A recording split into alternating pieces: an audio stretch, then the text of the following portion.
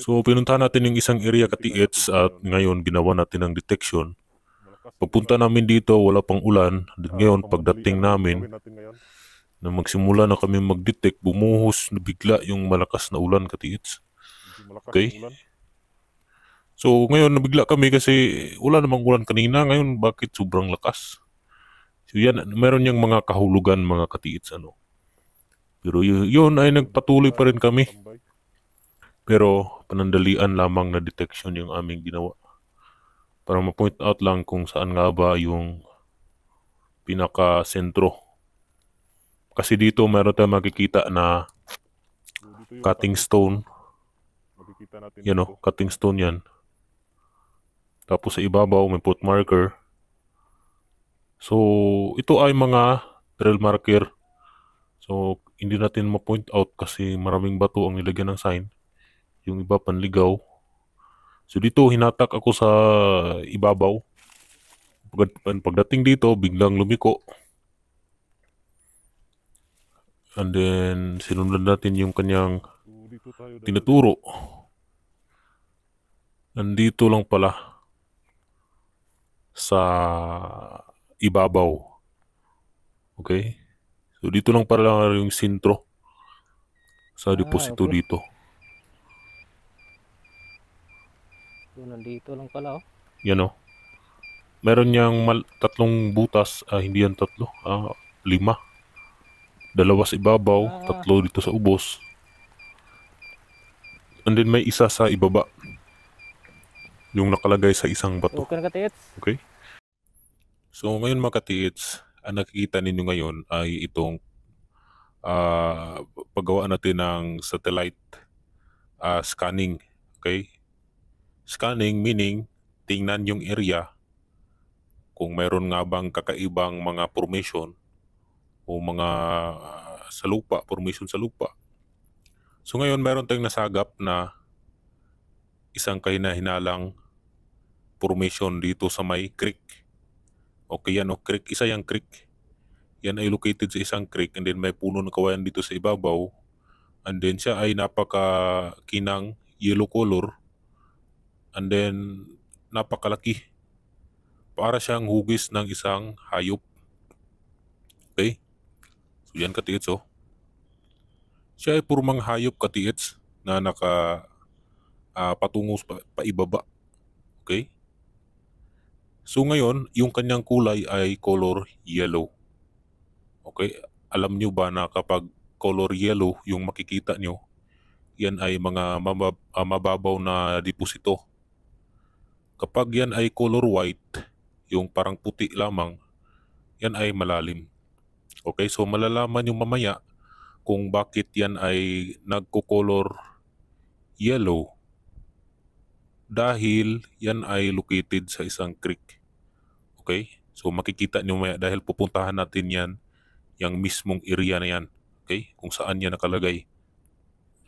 Okay, so nandito na tayo.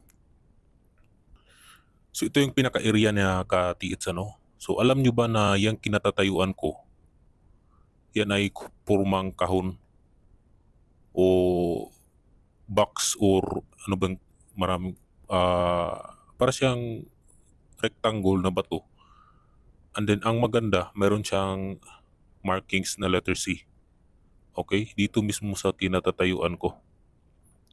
Then alam nyo ba na yung sentro dito sa nakita natin sa satellite ay dito mismo sa may gilid dyan sa may tinapakan. Okay? Dito mismo sa may gilid ng bato ang detection. So malalaman nyo mamaya yung resulta sa detection. So ngayon, titingnan muna natin yung site kung ano bang sign na makikita natin dito. So ito yung unang sign na makikita natin, yan ay big boulder marker with arrow pointing to the left side, which is dito mismo sa kinatatayuan. Okay? So dito mismo. So ang creek na ito noong unang panahon, maliit lamang, hindi ito aabot dito. Sobrang liit lang nito katiits. So ngayon, sobrang laki na ang tubig ay umabot hanggang dito.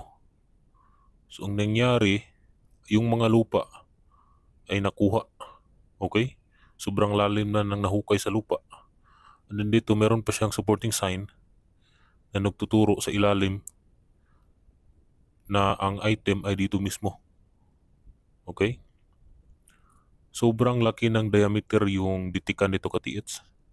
Kasi kung makikita natin doon sa satellite, napakalawak. Abot ito hanggang sa ibabaw, doon mismo. Okay?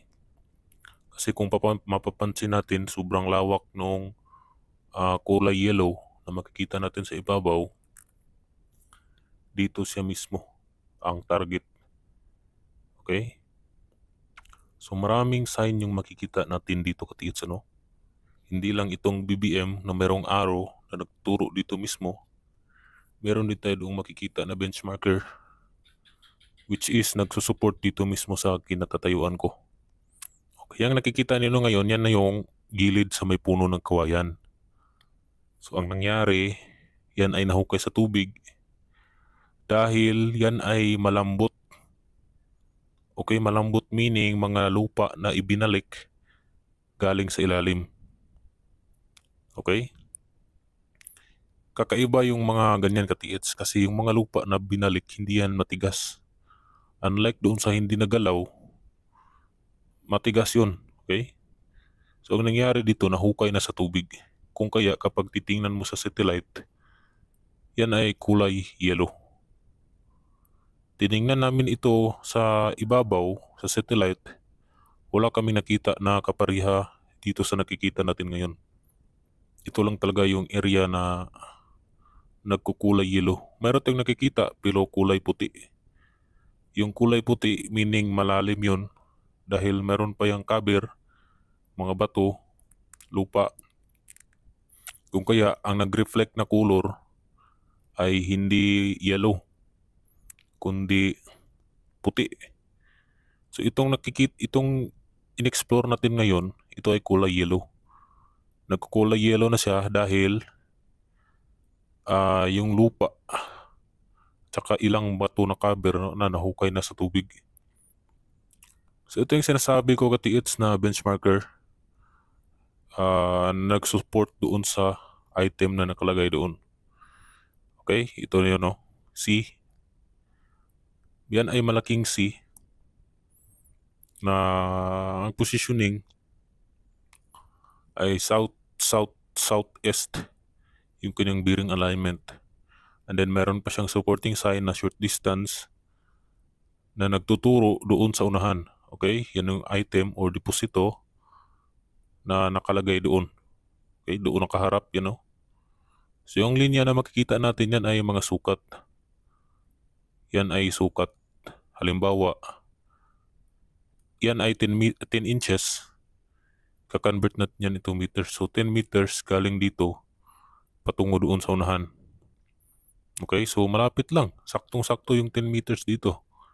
Doon natin makikita yung pinaka-digging spot.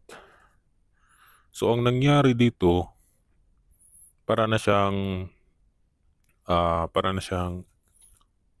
creek. Actually, nung unang panahon, hindi, para lang itong kanal.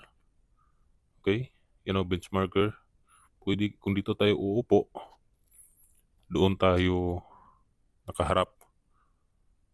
Dalawa ang C2 katiits. Okay, dalawa. Isa sa ibabaw at isa sa ibaba. Kapag mga C, positive talaga yan. Okay? Actually, meron pang nasagap ito doon sa may gilid, sa may unahan. Kaso kulay puti. Dahil hindi nagalaw sa tubig. Kung kaya, yung ibang mga katiits natin, nakakakuha ng isang barita sa may gilid ng sapa. Marami na nagkakuha katiits ng isang barita. Dahil ang nangyari, nahukay sa tubig. Okay? Kung kaya, nakikita na yung mga bara na nakabaon dahil nahukay siya sa tubig. Okay, so dito tayo nakaposisyon sa benchmarker. Kasi kapag doon tayo sa ibaba magposisyon, doon tayo dadalhin sa isang item na nakabaon sa may gilid doon sa may unahan, doon sa may hindi nagalaw.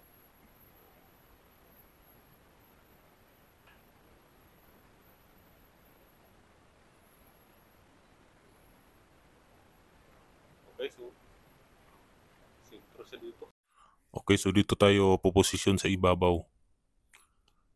So yung sign dito katiits ay klarong-klaro naman. Hindi naman siya mga nature. Okay, di ba napakalaki o napakalapad yung satellite na nasagap dito? Tingnan nyo katiits, sobrang lapad ng diameter na kanyang iikutan. Abot siya hanggang dito. Diyan mismo sa may nahukay na lupa. Sobrang lalim na nangahukay sa lupa na yan. Nangaabot na yung mga 6 feet ata yan. Yung lalim ng nahukay na yan.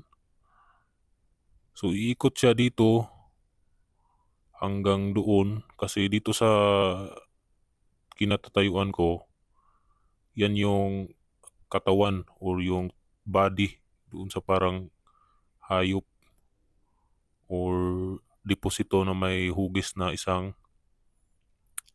may nakahugis. So dito mismo, ito yung part sa may uluhan. Okay? Dito nakalagay yung kamay, which is nakalagay sa ilalim ng bato. You know?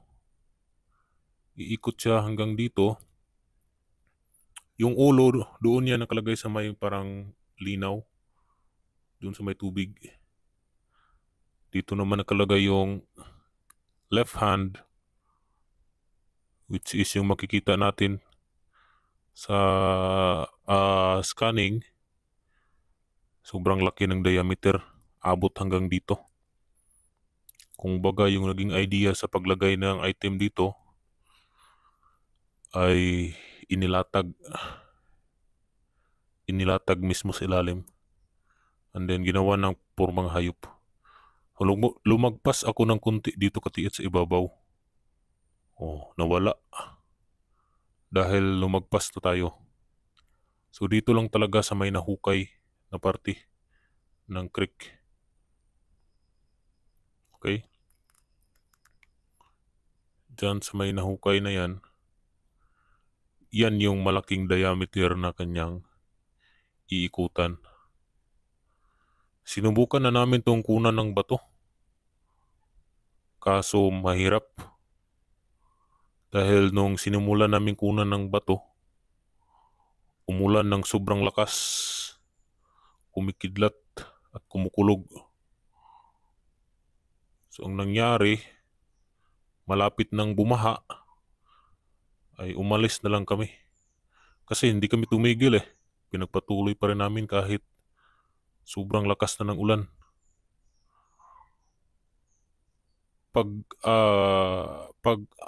Pagpunta namin dito, wala pang ulan. Then ngayon, sinimulan namin kunan ng mga bato. Lumakas yung ulan. So yan ay mga sign o mga senyales na positive yung area na inyong pinuntahan. Okay? So minsan nga kapag magdidetect tayo sa isang area katiits, hindi matutuloy. Halimbawa, kapag tayo ay nagplano na puntahan yung isang area na may magandang sign, pagpunta natin doon, umulan ng sobrang lakas. So ngayon, hindi natin madiditikan kasi may ulan, mababasa yung ating gadget. Meron tayo niyan, actual video. Ang sign na yon ay put marker.